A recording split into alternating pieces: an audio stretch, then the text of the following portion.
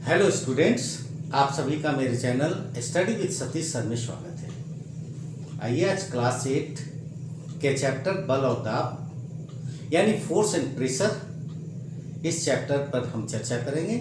और इस चैप्टर का पार्ट 1, ये पार्ट 1 में आज जिन बिंदुओं पर हम चर्चा करेंगे, समझ बनाने का प्रयास करेंगे और धारणा बनाने का प्रयास करेंगे, जानने का प्रयास करेंगे, उनमें से मुख्य रूप से है बल। बल क्या है, बल को हम कैसे परिभाषित करेंगे, यानी बल की परिभाषा क्या होगी, बल के रूप, बल के कौन से रूप हैं। अगला टॉपिक होगा बल अन्योन्य क्रिया, और आज के वीडियो का जो लास्ट टॉपिक होगा वो रिजल्टेंट फोर्स यानी परिणामी बल। तो अब हम एक एक करके इस पर चर्चा करते हैं। बल यानी ताकत, बोलचाल की भाषा में हम लोग ताकत भी बोलते हैं, शक्ति भी बोलते हैं। भले शक्ति जो है वो विज्ञान में अलग चीज है, वो पावर वो अलग है, उसको उसकी परिभाषा अलग है, वो अलग भौतिक राशि है, लेकिन बोलचाल की भाषा में हम लोग ताकत बोलते हैं। अब जैसे मान लिया जाए कि अगर ये बॉल है, इस बॉल को अगर हम फेंकते हैं, इस बॉल को फेंकते हैं, या बॉल उधर से आ रहा है, इस बॉल को हम रोकते हैं। कुआं से जब हम पानी निकालते हैं तो जब बाल्टी, पानी भरा बाल्टी को जब हम खींचते हैं, या फिर जब क्रिकेट खेलते हैं तो बॉलिंग करते हैं, या फिर बैटिंग करते हैं, बैट से जब मारते हैं, फुटबॉल खेलते हैं उस समय पैर से फुटबॉल को किक करते हैं।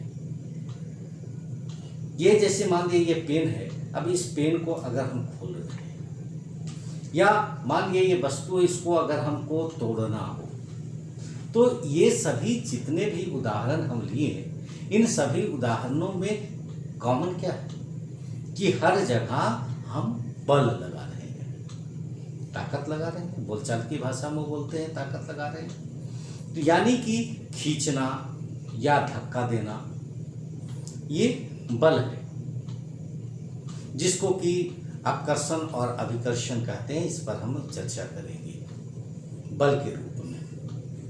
तो सामान्य तौर पर जो एक हम बोलचाल की भाषा में कहते हैं, यानी बल का मतलब हो गया ताकत। कुछ भी करते हैं तो हमें बल लगाना पड़ता है।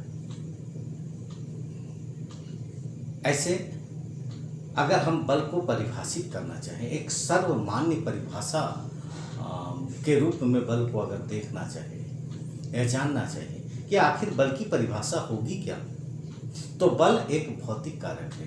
बल यानी force is a physical quantity, एक फिजिकल क्वांटिटी है, ये भौतिक कारक है।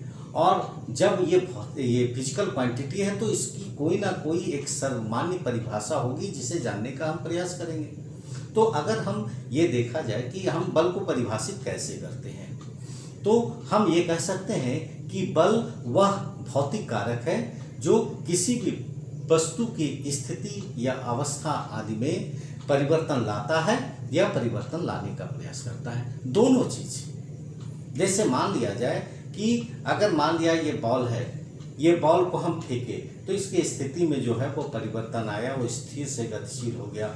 अगर कोई बॉल आ रहा, उसको अगर हम रोक रहे हैं तो वो भी जो है गतिशील से वो स्थिर हो गया, स्थिति में परिवर्तन आ रहा है। बॉल है, इसको ऐसे करके हम दाब रहे हैं, ये दब रहा है, तो इसका मतलब है कि इसकी स्थिति में, इसके शेप में जो है परिवर्तन आया।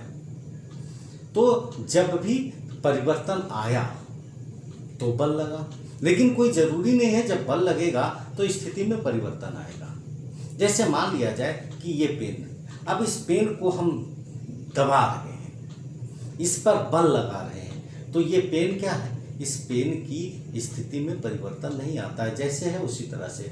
अगर मान लिया ये बोर्ड है, इस बोर्ड को हम धक्का लगा रहे हैं, इस बोर्ड में बल लगा रहे हैं, तो बल लगा रहे हैं तो भले हम बल लगा रहे हैं, लेकिन इसकी स्थिति में परिवर्तन नहीं आया, लेकिन हम परिवर्तन लाने का प्रयास कर रहे हैं। तो इस तरह से हम कह सकते हैं कि बल वह भौतिक कारक है जो किसी वस्तु की स्थिति में परिवर्तन लाता है या परिवर्तन लाने का प्रयास करता है। तो अब बल की परिभाषा देखते हैं कि वह भौतिक कारक जो किसी वस्तु की स्थिति में परिवर्तन लाता है या परिवर्तन लाने का प्रयास करता है उसे बल कहते हैं। बल का एसआई मात्रक न्यूटन होता है, और अगर सीजीएस मात्रक की बात करें तो बल का सीजीएस मात्रक डाइन होता है। यानी बल का मात्रक सामान्य रूप से जो मानक मात्रक है, जो अंतर्राष्ट्रीय पद्धति अभी है, वो न्यूटन है। बल के दो रूप, अपकर्षण या अभिकर्षण। यानी बल को हम दो रूपों में विभाजित कर सकते हैं। यानी धक्का देना, धकेलना जो है वो, उसको वैज्ञानिक भाषा में जो है या विज्ञान की भाषा में धक्का देना या धकेलना, जिसको हम लोग बोलचाल की भाषा में कहते हैं, उसको अपकर्षण कहते हैं। और खींचना जो है वो अभिकर्षण कहलाता है। तो ये बल के दो रूप हैं। कोई भी चीज़ को अगर मान लिया जाए कि कोई वस्तु है, अब उसको जो है हमको स्थान परिवर्तन करना है तो दो स्थिति में कर सकते हैं। या तो उसको हम धक्का देंगे या तो फिर उसको हम खींचेंगे। अब जैसे दरवाज़ा को भी क्या होता है कि दरवाज़ा अगर खोलना होगा तो दो परिस्थितियां हो सकती है। या तो दरवाज़ा को हम, वो सिचुएशन पर डिपेंड करता है कि दरवाज़ा जो है किस तरह का है। कई जगह होता है कि दरवाज़ा अगर खोलना है तो हमें धक्का देना पड़ता है। कुछ जगह ऐसा होता है कि दरवाज़ा जब खोलना है तो खींचना पड़ता है। तो जब हम धक्का देते हैं तो वो अपकर्षण कहलाता है, और जब हम खींचते हैं तो ये अभिकर्षण कहलाता है। अगला टॉपिक है बल अन्योन्य क्रिया, यानी इंटरैक्शन। बिना इंटरैक्शन का बल नहीं लगता है। जैसे अगर मान लिया जाए कि कोई कार खड़ी है और एक कोई आदमी कार के पास खड़ा है, दोनों एक दूसरे के कांटेक्ट में नहीं है, एक दूसरे के पास खड़ा है, तो वैसी स्थिति में बल नहीं लग रहा। ना कार जो है वो व्यक्ति पर बल लगाएगा, ना व्यक्ति जो है वो कार पर बल लगाएगा। लेकिन जैसे वो व्यक्ति उस कार को धकेलना चाहेगा, वो उसके संपर्क में आएगा, वो उसको धक्का देगा। तो जब धक्का देगा तो क्या होता है कि वो इंटरेक्शन कार के बीच, कार और उस व्यक्ति के बीच इंटरेक्शन होगा। जब वो व्यक्ति कार को धक्का देने का प्रयास करेगा तो कुछ ना कुछ बल जो है विपरीत दिशा में उस व्यक्ति पर कार के द्वारा होगा। तो इस तरह जो है ये अन्योन्य क्रिया कहलाता है। जैसे मान लिया जाए कि अगर खेल रस्साकसी का जो है वो खेल है, तो उसमें क्या होता है कि अगर मान लिया रस्सी है, इधर अगर हम पकड़ के खींच रहे हैं, या फिर रस्सी जो है वो कहीं एक किसी फिक्स है, कोई खंभा में या कोई पेड़ में जो है वो बंधा हुआ है, और उसको जब हम खींच रहे हैं, तो जब हम खींच रहे हैं तो वहाँ पर भी रस्सी पर और खींचने वाले के बीच इंटरेक्शन होगा। तो कहने का मतलब है कि बल जब भी होगा तो अन्योन्य क्रिया के कारण ही बल लगता है, और अगर जब तक अन्योन्य क्रिया नहीं होगा तो उस पर बल नहीं लगेगा। अब आज का जो मेरा लास्ट टॉपिक है वो परिणामी बल। परिणामी बल का मतलब हो गया रिजल्टेंट फोर्स। यानी जब बल लगता है तो उसका रिजल्ट क्या होगा, उसका परिणाम क्या होगा। तो जो आपके सिलेबस में है दो बलों का परिणामी बल, यानी जब किसी वस्तु पर दो बल लगते हैं तो उसका परिणामी बल क्या होगा। यानी जब दो फोर्स काम कर रहा है तो वैसी स्थिति में रिजल्टेंट फोर्स क्या होगा।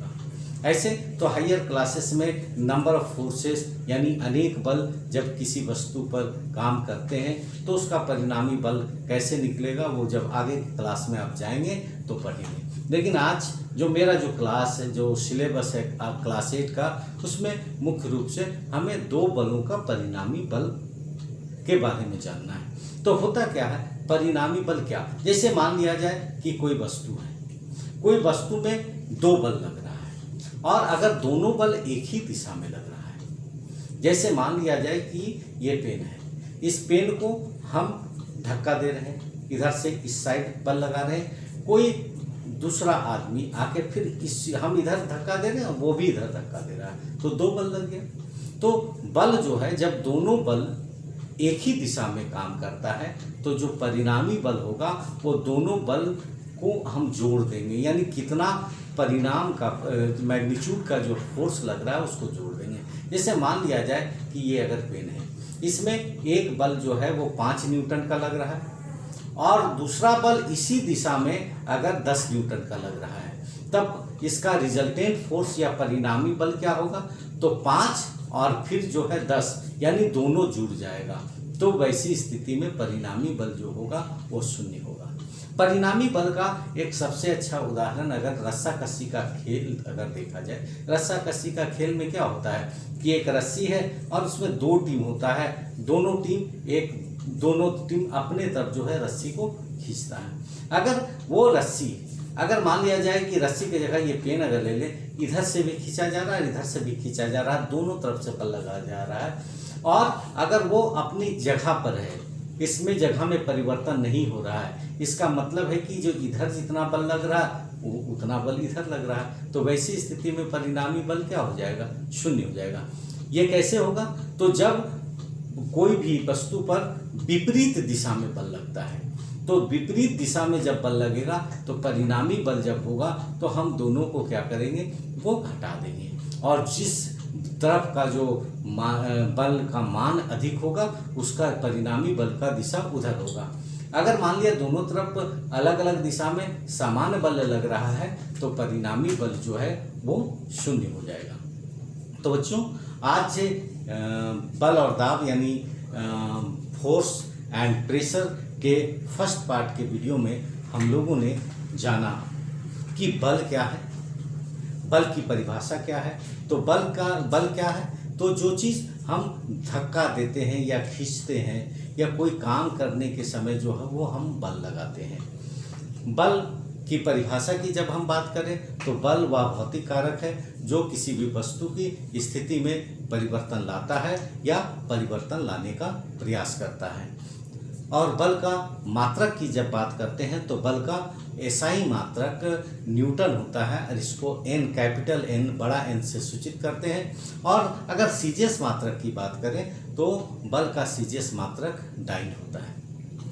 इसके अलावा आज हम लोगों ने पढ़ा कि बल के 2 रूप होते हैं, एक अपकर्षण और दूसरा अभिकर्षण।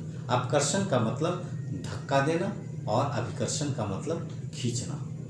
इसके अलावा हम लोगों ने आज देखा बल अन्योन्य क्रिया है, यानी इंटरैक्शन होता है, 2 के बीच इंटरैक्शन जब होगा तब ही जो है वो बल होगा। जब 2 के बीच अन्योन्य क्रिया होगा तभी बल लगता है। और आज का जो अंतिम टॉपिक हम लोगों ने देखा वो रिजल्टेंट फोर्स, परिणामी बल, और मुख्य रूप से 2 बलों का परिणामी बल। जब 2 बल किसी भी वस्तु में अगर एक ही दिशा में काम करते हैं तो उसका परिणामी बल जब निकालना होगा तो दोनों बल को हम जोड़ देंगे तब परिणामी बल निकलेगा। और यदि किसी वस्तु के ठीक एक दूसरे के विपरीत दिशा में बल काम कर रहे हैं, 2 बल एक दूसरे के ठीक विपरीत दिशा में काम कर रहे हैं, तो वैसी स्थिति में परिणामी बल जो होगा वो परिणामी बल में एक दूसरे को हम घटाएंगे और ज़्यादा जो मैग्नीट्यूड वाला फोर्स होगा उसका जो डायरेक्शन होगा उसी डायरेक्शन में उसका परिणामी बल यानी रिजल्टेंट फोर्स जो है उसका डायरेक्शन होगा। लेकिन यदि किसी वस्तु पर 2 बल विपरीत दिशा में लग रहा है और दोनों का मैग्नीट्यूड यानी परिमाण जो अगर समान हो तो वैसी स्थिति में परिणामी बल शून्य होगा। तो आज के वीडियो में इतना ही। मुझे उम्मीद है कि ये वीडियो आपको पसंद आया होगा। आप इस वीडियो को देखने के बाद अपने बुक एनसीईआरटी बुक जो है उसको भी पढ़िए। इसका जो बचा हुआ पार्ट है अगले वीडियो में हम लेके आएंगे। अगर आपको मेरा ये वीडियो अच्छा लगा तो प्लीज़ इसको लाइक, शेयर और सब्सक्राइब ज़रूर कीजिएगा। Thank you.